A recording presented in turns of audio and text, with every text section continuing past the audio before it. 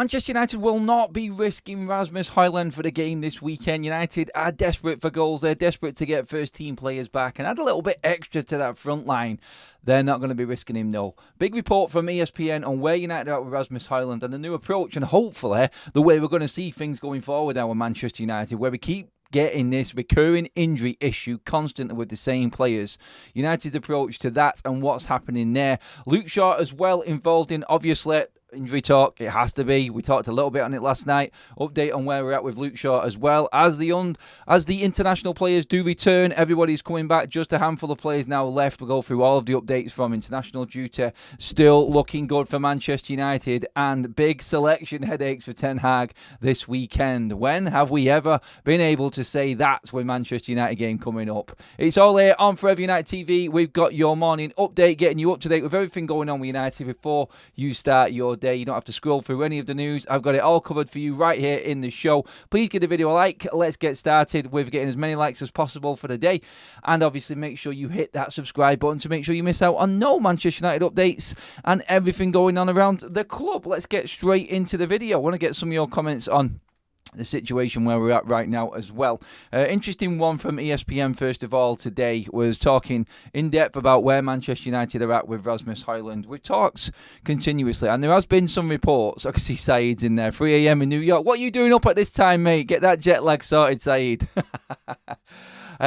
Obviously, we had reports the other day regarding the injury situation and more of an update with Rasmus Hojlund and Luke Shaw, both being available for this weekend. Well, I think ESPN have looked into it a little bit better, and I'm agreeing with what they're saying and where United are actually at. Of course, we want to see Rasmus back in action. Of course, we need goals. We need a little bit more dynamism up front. We need a little bit more oomph. Rasmus Hojlund of 16 goals last season. Let's be honest, he's not exactly the out-and-out goal scorer you'd want to be coming back when you're in a bit of a goal drought. He's still an up-and-coming young player who's finding his way.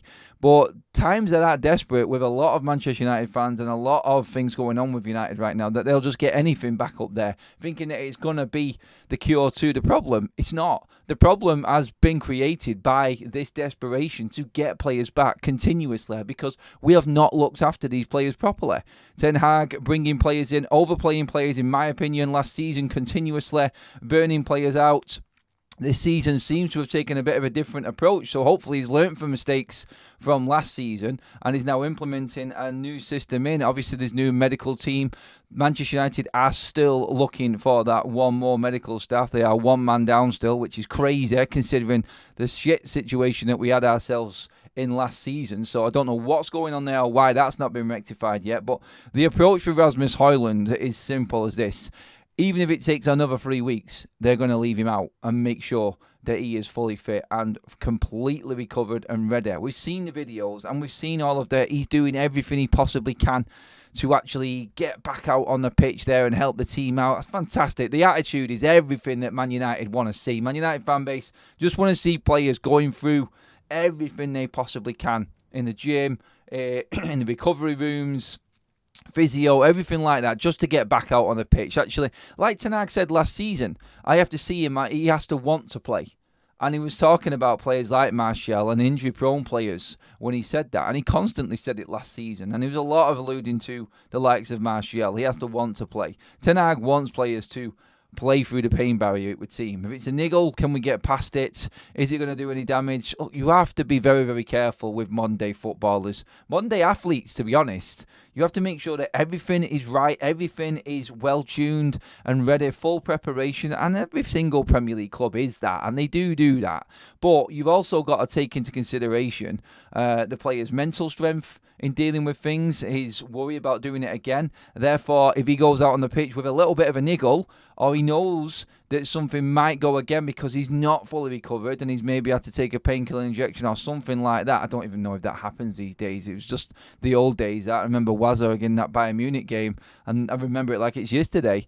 But if you've got that slight element, that little bit of a doubt in the back of your mind, you're not going to be full bore, are you? You're not going to be giving it absolutely everything on the pitch. And as everybody knows, well, I do, if you're not fully committed, there's always the risk of getting a bigger injury. If you're not fully committed to challenges, you're not fully committed to anything or any aspects of the game, then there's a bigger chance of getting injury. And it causes more problems in the long run than it does for just getting a player out on the pitch, just for the sake of numbers. So Rasmus Hojlund, where he is, actually busting a gut. He's a young player. He's enthusiastic. Someone there at Manchester United, and it looks like this is the way it's going now from this report coming out, that they just need to just rein these young players in. Like, yes, you want to get on the pitch, fantastic, but we're going to look after you. We need to be able to look after these players and be the voice for them and the one that tells them, no, you're coming off the pitch. It's as simple as that. This is where the club need to take their stance, and where you've got a manager in Ten Hag who needs every player fit and available, who needs everybody around to produce this football that we're still waiting to see. They have to be fit, and the medical staff need to back Ten Hag, and they need to be the ones telling him, look, if you want him for the season, you can't just rush him back in at this point. And I think it's good that we've got that in situ right now, and we've got these players now being told that they're not going to be coming straight back in. Louis van Gaal made the players play another 2 weeks worth of training when they came back to make sure that there was no repercussions or there was no issues from the previous injury that they recovered from. That's where it was. That's where we used to be. And you can think back, like, we've always had loads of games to get through, but we've never had the injury problems that we've got or had over the last couple of years to this sort of extent anyway. And I think Rasmus Hojlund is clear, like, we bought the player with a known injury, and if you're not going to look after him and manage his game time the way that you should, then you're always going to have a player missing. He's never going to be available. Not for consistently and not to build. Like, you need to, like, when the game is what, well, that's the problem really, isn't it? Well, we've not had a position in a game where we can start subbing players off early. We haven't been in a position where, say, for instance, in the group stages of European competition, we've been able to rest players at the back end of a group stage because we're already through. We're always clinging on. Every single game is desperate. Every single game is intense because we just haven't got that system working right. And I don't think that Ten Hag can afford to drop players out simply because of that being the way it is. We're going to be doing plenty of talk looking ahead to that Southampton game. And I was talking to Alfie last night, and he was saying, what do you reckon for weekend? I think we'll scrape a win. But again, it's that scraping factor, isn't it? It's all hands to the pump just to get over the line and get a little one-goal win. Like, there's never anything comfortable. We can never be bringing players off for 60 minutes because we can. We have to bring players off and make substitutions simply to get results over the line. Whereas other big teams can just rest players out. It's like we're 2 or 3-0 up with 15, 20 minutes to go. Let's get them off the pitch. Let's get them rested. No need to play them the whole game. So you've just got to look at it and go, I like the way that they're working with Rasmus Hojlund.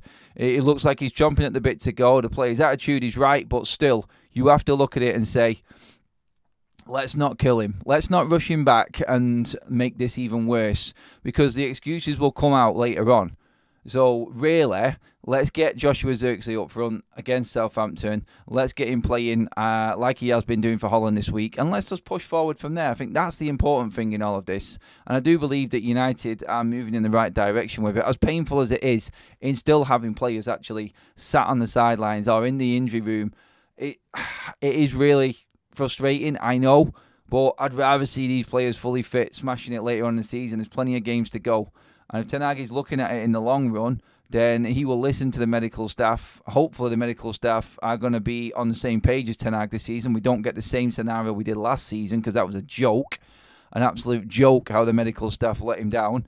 And we are fully ready for what is about to come, which is a shed load of games and an absolute, I don't know, it's like, I keep saying pressure cooker situation constantly, but it just does feel like everything now is riding on this next group of games, this next 7 games. So as important as they are and as good as it will be to actually have these players back in, I feel like let's not jump the gun. We've got enough there to actually cope with this next group of games.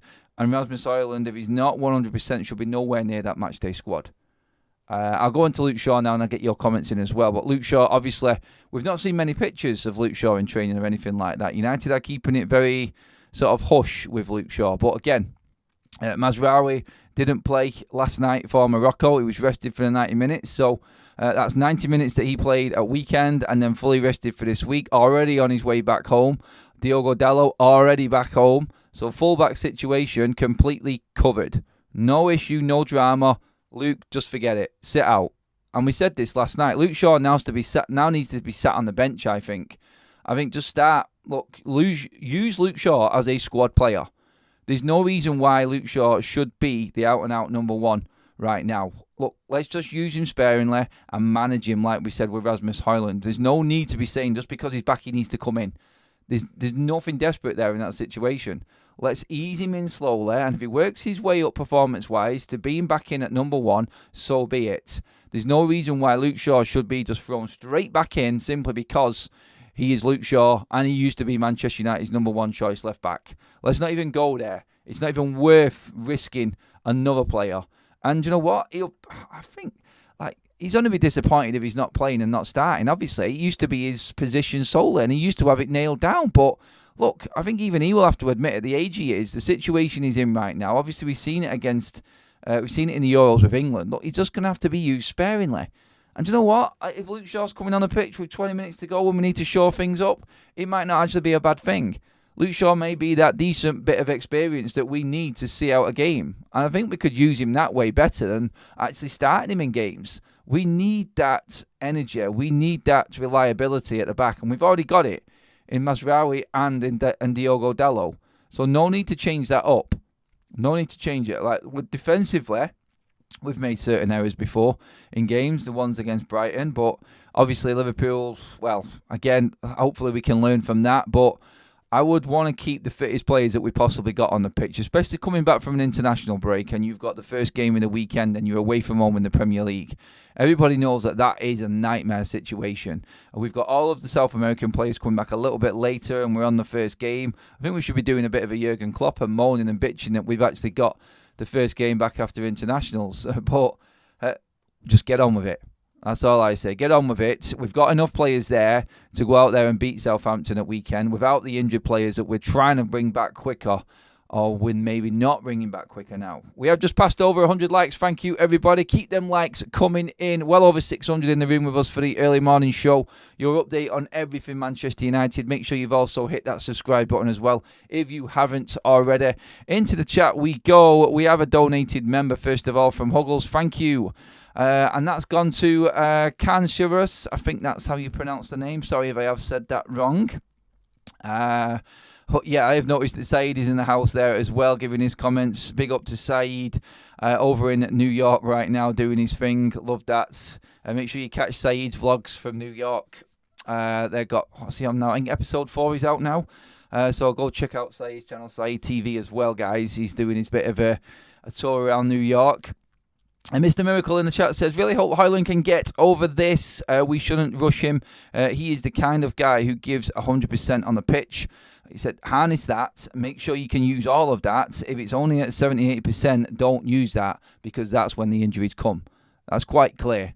He gives absolutely everything. He is a sprint master.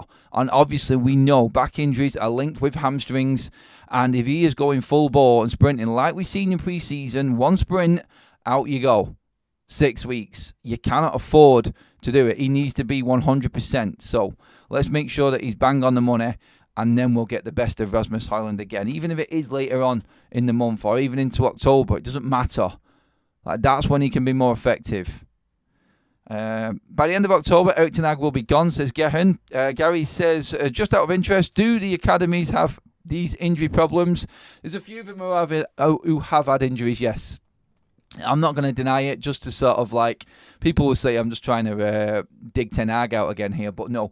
There's a few academy players that have had serious injuries as well, and a few that have really struggled. So it's not just the first team. We're having this same issue. I don't know if it's the style of play that Ten Hag has put in or what he's demanding from the players, because we are supposedly supposed to be playing the same style of play from academy all the way up to first team. So really, I couldn't say if this is a full club problem or is it just first team problem. But still, the way you've got to look at it is players are managing it. So what's happening with the players that are not managing it or the injury prone players? They need the extra care and they need looking after a lot more. Clearly, first team wise, we've got two there in Shaw and Hojlund who will give Manchester United so much more on the pitch. But let's make sure we get 100% of that so much more and not just a half-heartedness.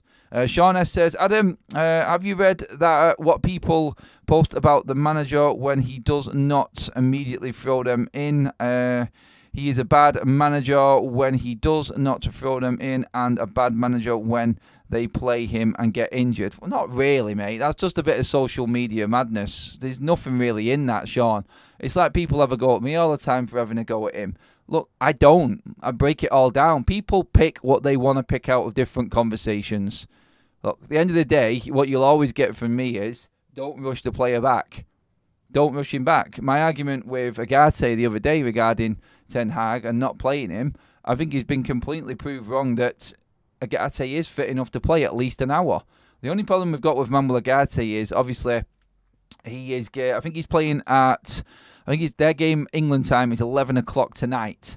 So they're not going to be back until later on tomorrow. I mean, is 2 days good enough to acclimatise and play at 12:30 on a Saturday? Obviously, you would like the extra day, and if we were playing on Sunday, it might be easier to bring Agate in. But my argument with all of this is, like, injuries don't rush anyone back. Make sure that they're ready. The doctors last season dropped Ten Hag right in it with the Luke Shaw and Tyrell Malacia situation in sending Reguilon back. So between them, the staff and the organisation, I don't think we're going to have that problem anymore with the new structure that's in place. So I think Ten Hag doesn't need to worry as much about the injured players. He has staff now working above him and below him to make sure that players are just going to be walking out onto Carrington, and all he has to say is, are you ready? Yes. The staff have cleared it. Everyone is doing that job for him. He doesn't have to manage up or down.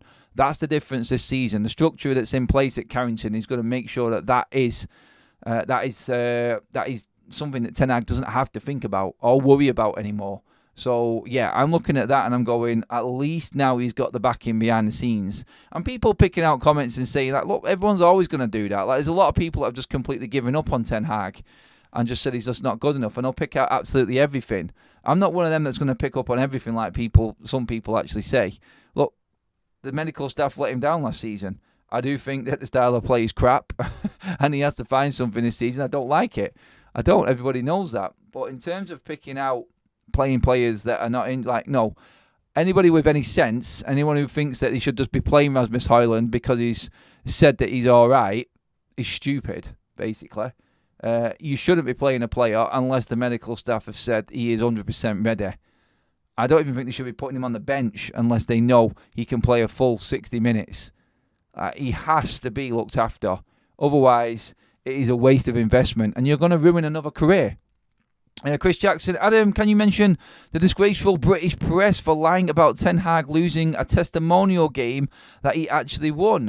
Where's our siege mentality united against the world? The media are always up against anything. Like, I don't know what happened now, who reported that. I think he won the game 2-1. I really don't give a toss about anything that Ten Hag does in his personal time. All I care about is what's happening on the pitch. And if Ten Hag's winning games, the press have got nothing to bitch and moan about. But while Ten Hag is down and the team is playing as shit as it is, then they're going to just pile on. It's just natural in the way it works in the world of sports media. Unfortunately, United are playing crap at the moment again. And anything that Ten Hag does, like the comment said before, like he could be bringing in a player, slagged off for bringing him because he's not ready, slagged off for not bringing him in because we need the player on the pitch. It's just the way it naturally works. So, really, personally for me, yeah, they got it wrong, and someone's a bit of an idiot for reporting that. They really are. Could I give 2 flying F-bombs about what Ten Hag did in the test? I couldn't give a flying shit, honestly. All I'm bothered about is what happens at weekend, mate. But, yeah, the media, whoever originally put that, because I have seen reports about him winning, whoever did that, seriously, like someone needs to be pulled into the manager's office for that one. You've got to get it factually right first before you even come back with anything else.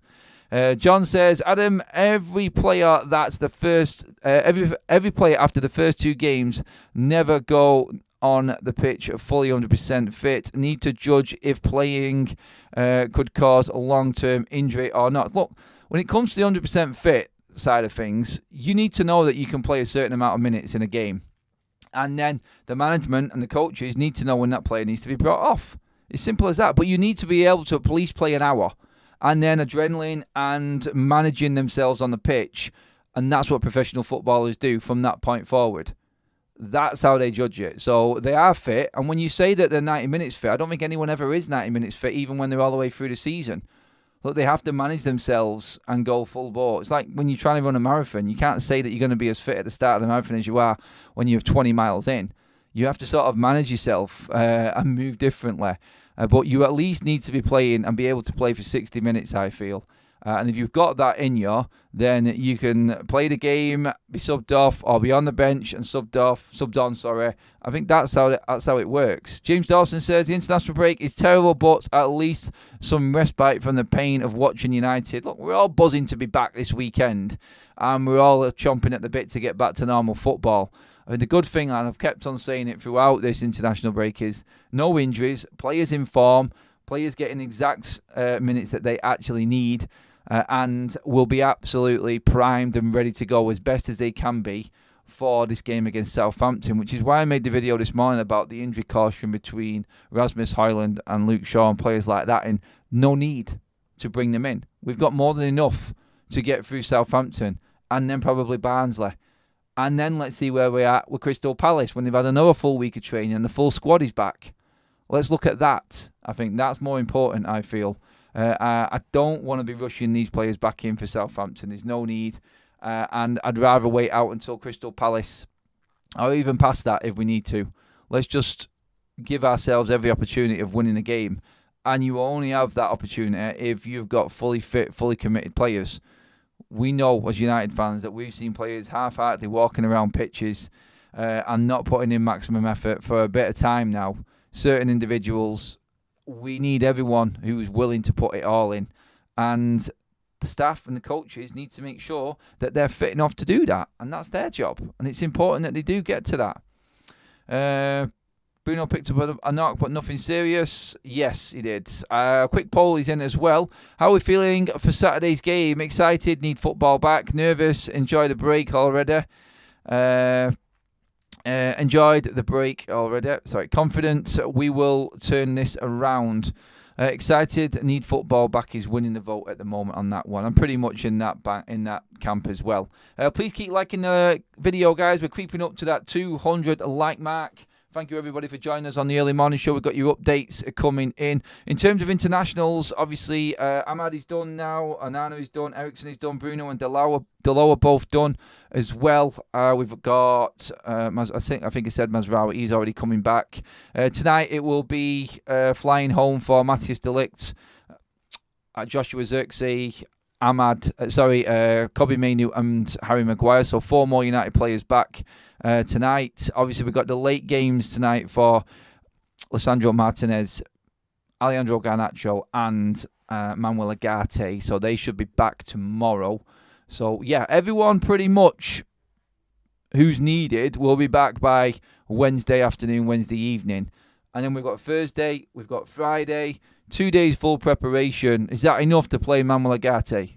Is that enough? We will see. We'll see what Ten Hag does. Look, Casemiro is there. Look, we can't ignore Casemiro. I personally feel like Ten Hag, I'm not saying that he's going to be stubborn about it, but I just feel like the half-12 kickoff will be used as an excuse. And he will play Casemiro. I think he will just because of the half-12 kickoff. I'd rather play 60 minutes of Ugarte and then let him just be subbed off and rested. I'd rather have 60 minutes than 20 minutes of him coming on when we're in a bit of a desperate situation, because this is going to be a tough game for United. It really is going to be a tough game. Don't know what just dropped down there then. Windy outside today.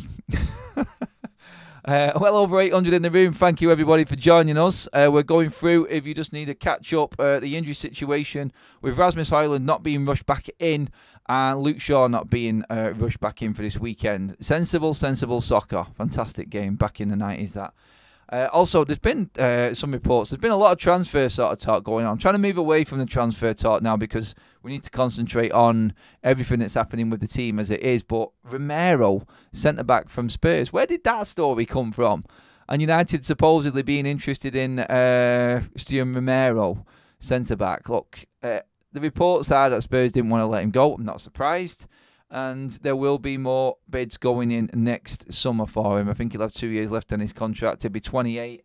Again, a nothing story again, I feel. And like, just let it go now. Transfers are finished. Like, we put to bed Rabiot last night. We put to bed everything else. I like the way United are working. We'll talk about the serious stuff about scouting the the younger players that are going to help Manchester United moving forward. Good to see videos and images of Kone making friends and being in and around Carrington, fitting in well.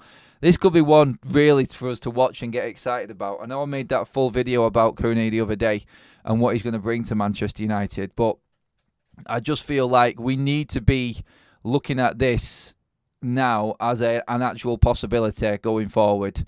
And I think Manchester United will give him game time this season ahead, and I'm looking forward to seeing more of that. I will bring you more updates later this evening. If anything happens today, I will bring it of any note. But we're back live at 6:30 this evening as well, guys. So make sure you're tuned in. Make sure you've hit that subscribe button and you are up to date with everything going on Manchester United-wise. Make sure the bell notification's on as well so you get updated and notified when the videos come out. But that is your morning update, everybody. Hopefully you have a fantastic morning. I've got a school run to do now, so I'm going to leave you all to it. We just had Maxi Vera, who's just joined as a member right at the end of the show. Thank you so much. Please, guys, give the video a like on the way out. Make sure you do hit that subscribe button, please, everyone. Share the video, get involved in the chat, get your comments in below. I'll be coming back to every single comment on the injuries on this video today, guaranteed. A few bits to do this morning, but I will reply to every comment. If you haven't had yours read out in the live section, tomorrow. Tomorrow? Today? No, I'll do it today, actually. So please do get your comments in below. I've got to do a school run, and I will see you all later on today. Have a good one, everybody.